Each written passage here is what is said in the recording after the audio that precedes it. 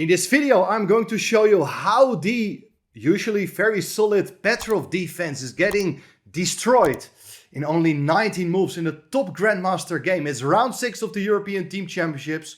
Nicolas Theodorou from Greece playing with the white pieces against Timur Radjabov from Azerbaijan. And this game has it all. Fantastic tactics, great opening preparation and a crushing mating attack. So let's dive straight into the action. Starts with the move 1e4, e5, knight f3, knight f6. This is the Petrov defense, and we will get it to see many more times on this channel because it's one of the most popular and solid openings for black against 1e4. d4 played, black captures the pawn on e4 and white takes the pawn on e5. Already at this point there are many possibilities for both sides. Play could have already been deviated by either side. But here Radjabov goes for the critical move. Bishop c5, attacking the pawn on f2 with both the knight and the bishop. But this is all well-known theory. White goes for bishop c4. It's ignoring the threat, allowing black to take the pawn on f2 with the knight, hitting the queen and the rook. Bishop takes f7, check, counter check. And now after king takes f7, it's queen d5 check with a double attack on the king and the bishop. After king g6, the queen takes the bishop on c5 and black takes the rook on h1. You may think, what is happening here? This is all well-known theory and it has actually already been covered on this channel. The attentive viewers from the first hour, they will remember the game Erigaisi against Jan Nepomniachtchi from the Speed Chess Championships. Knight c3 was played in that game and now black goes for the move h6 and black needs to catch up with his development. These pieces are out of play, but at the same time the king on g6 is, well, in a dangerous situation. It's exposed, so black is attempting to bring the king to a safer spot. Well, in that game Erigaisi played here the move queen c4. That's an interesting idea as the queen covers the f7 square, the king can't go there, and at the same time there are ideas either to give a check on e4 or maybe on g4. It's all well-known theory, but here Theodorou deviates from the main line, I would say, with the move knight d5. And knight d5 is also an interesting idea. It has many purposes. There's a possible check on e7. You're maybe even attacking the pawn on c7, trying to win back the rook in the corner. But mainly white is thinking about how to bring pieces closer to the black king. And here black has still a number of options. And well, it's difficult to say what is exactly the best. But rook e8 is actually a very logical move because you bring the rook into the game. The pawn on e5 is pinned, which is going to play a major role very soon. And black is hoping to get the king back to a safer spot. But there follows the move queen to d4. The queen has done its job on c5 and is now trying to get back to the center. Even here, something like d6 could be considered, trying to get the bishop out as soon as possible, but black went for the move king h7. This is some great piece of home preparation you get to see now, as black probably didn't expect the following move at all. Bishop takes h6. That's a amazing piece sacrifice, and white's idea is to open up the black's king's position, remove the remaining pawns in front of the king. And black is for a choice. What should he do? Well, there followed g takes h6 in the game, and probably this is already the decisive mistake. What should have been played instead? Well, let's first see if you do take with the king. Well, there is possibility to check the black king with queen e3. It's important not to give a check with the queen on f4 because it allows g5 attacking the queen with tempo. But after queen e3 check, well, many possibilities here. Maybe the king goes to h7, but then the knight comes in with check. That's the idea. There's no longer a pawn on h6. If the king goes back, it's queen f4, and you're threatening devastating check here. And if you go rook f8 to prevent that move queen f7, it's queen to h4, and the queen will come to h7. This is just one of the many lines to illustrate the main idea behind this bishop sacrifice on h6 to remove that pawn as a defender for the black king.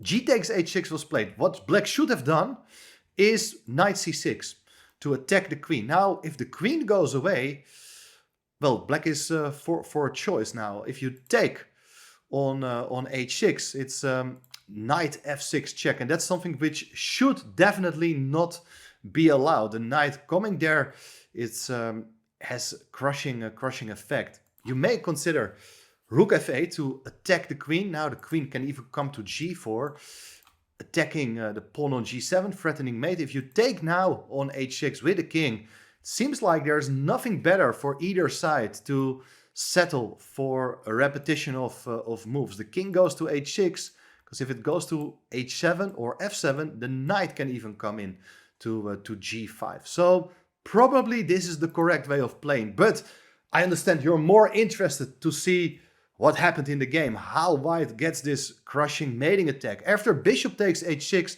the follow g takes h6, and now this pawn on g7 no longer guards the f6 square. But if you're playing here knight f6 with the idea to fork the king and the rook, there's queen takes f6, and the pawn on e5 is pinned, and therefore you cannot take the queen on f6. So rather than jumping in straight with your knight to f6, you first have to bring your king into safety. So white is now a rook and a piece down. But on the next move, there are follow knight f6 check. Well, not in all the lines actually. In the game there followed rook e6, trying to guard that square. I should mention also this. If you go knight c6 to attack the queen, knight f6 is not a good move. You give a check, but black solves the check by giving up its queen. If white recaptures, the queen on d4 is taken and black is up a lot of material. However, starting with a check on e4, it's very, very clever. Now after king g7, you can give another check on g4. Where's the king going? Well, if it goes back to h7, it's knight f6, and this looks just crushing.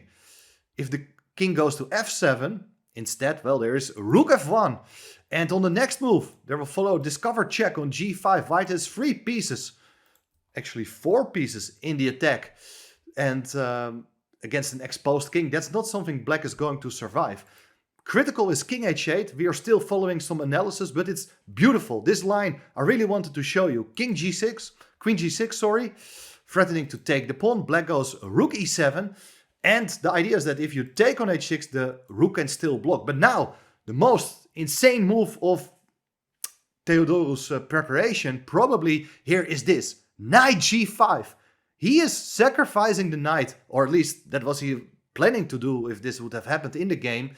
The knight is very strong here. If you take that knight, it's knight f6, threatening checkmate on h6. The only way to stop it is with the move queen to f8, but now the idea of that move knight g5 becomes clear because there is queen h5 check.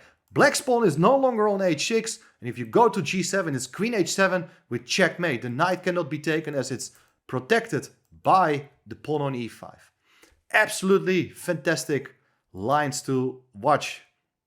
Rook e6 was played in the game. We are back to what Radjabov played, but there followed knight f6, and here it's very unpleasant for black. What should he do? Well, if the king goes to g7, it's queen g4 with check, king h8, queen g6, and we have a big problem here as black. So king g7 can be dismissed. The same can be said, of course, for king g6. You can just eliminate the powerful knight. That's a typical strategy once your material up to give back some of your material. But after e takes f6, the pawn becomes a very important defender. And look at black's pieces. They are out of play. You can play something like knight f2, hoping white to capture the piece. But after queen takes f6, black consolidates its position. Rather than taking the knight, you want to get more pieces into the attack. Rook e1, intending rook e7. If you go knight c6, you go for the move queen f4.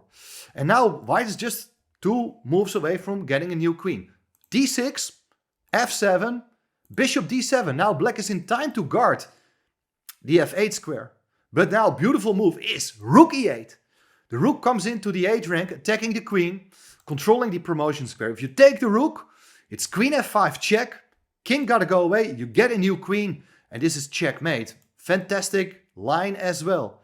So after knight f6, the only move here is king h8. And now, another brilliant move here by Theodorou. Because what white wants to do is get a queen to h6. If the queen is on h6, that's a checkmating pattern with knight and queen. However, if you play here this move, queen f4, black can still defend with the move queen f8. Black is in time to control that pawn on h6. So instead of playing the move to the queen to f4, there is knight h4 not check, but look, the idea is that if you protect here with the move queen f8, let's say you play here the move d6, now queen f4 can be played, threatening to take on h6. If you play queen f8 here, there is knight g6 and white wins the queen, and probably it's getting checkmate very soon as well.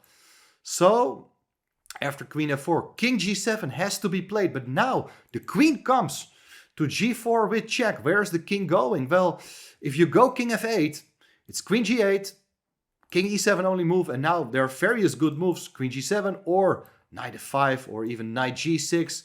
It's all checkmate in one. The king can't go anywhere. Beautiful.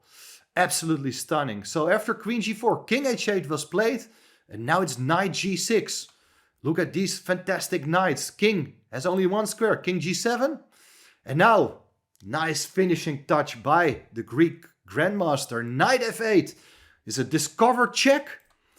The king cannot do anything. If you go to h8, the point is that the queen no longer controls the g8 square. So it's queen g8 with checkmate.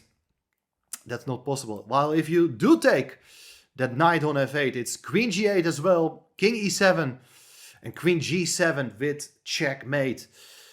What an amazing game. Only 19 moves to crush a former elite grandmaster. Well, he's still an elite grandmaster, but in this tournament, definitely Radjabov is not in his best shape. Well, if you follow this channel, become a subscriber, you will see the latest developments, how to crush the Petrov defense, because basically we covered this line already 2 months earlier in this game Irigaisi against Nepomniachtchi. So subscribe to the channel, make me a favor, and then I will cover many more exciting crushing mating attacks in the Petrov defense. Thanks for tuning in. See you soon again. Bye bye.